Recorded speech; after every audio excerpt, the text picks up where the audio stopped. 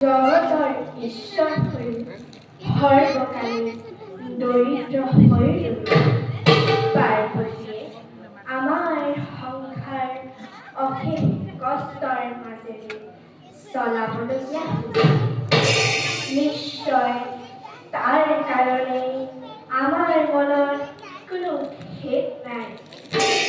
আমাৰ পৰা বৰ লাভ কৰি জগতবাসী সুখী হৈছে, তাকেই আমাৰ পৰম মানৱ।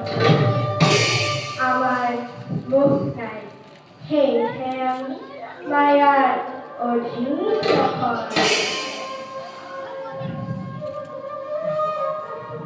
হৰ হৰ মহাদেৱ, হৰ হৰ মহাদেৱ, হৰ হৰ মহাদেৱ। প্ৰভু, মোহ নাথাকিলেও আপুনি মায়াৰ অধীন নহয় বুলি কেনেকৈ ক'লে?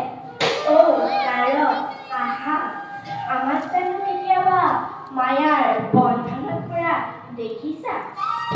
আপুনি মায়াৰ সন্মুখীনে হোৱা নাই, তেন্তে আকৌ বন্ধনত পৰিব কেনেকৈ? তুমি কাৰ মায়াৰ কথা কৈছা নাৰদ?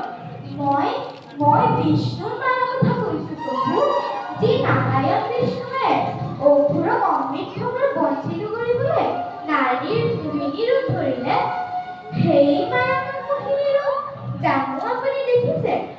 নাৰায়ণে মোহিনী ৰূপ ধৰিলে ভালকৈ বুজাই থোৱাচোন নাৰদ। নাৰায়ণ মহাসমুদ্ৰ মন্থনত যেতিয়া অমৃত উদ্ধাৰ হৈছিল, তেতিয়া অসুৰক অমৃত ভোগৰ বঞ্চিত কৰিবলৈ নাৰায়ণে মোহিনী ৰূপ ধৰিলে আৰু সেই ৰূপত মুখ কৈ অসুৰক বঞ্চিত কৰি দেৱতাসকলে অমৃত পান কৰি গুচি গ'ল। সঁচানে নাৰদ? সঁচা হ'লেও সেই মায়াই আমাক স্পৰ্শ কৰিব নোৱাৰে। প্ৰভু, কথা আৰু কামৰ মাজত অনেক সময়ত সম্পৰ্ক নাথাকিবও পাৰে। মই জিতেন্দ্ৰ নাৰদ, মই কামদেৱক ভস্ম কৰিলোঁ। বিষ্ণুৰ মায়াই মোক একো কৰিব নোৱাৰে। মই আজিয়েই নাৰায়ণৰ ওচৰলৈ গৈ অকলো বিচলিত নোহোৱাকৈ তেওঁ মায়াময় ৰূপ দৰ্শন কৰিম। আপোনাৰ ইচ্ছা সেয়াই কৰক প্ৰভু, আমি আহিলোহে। হৰ হৰ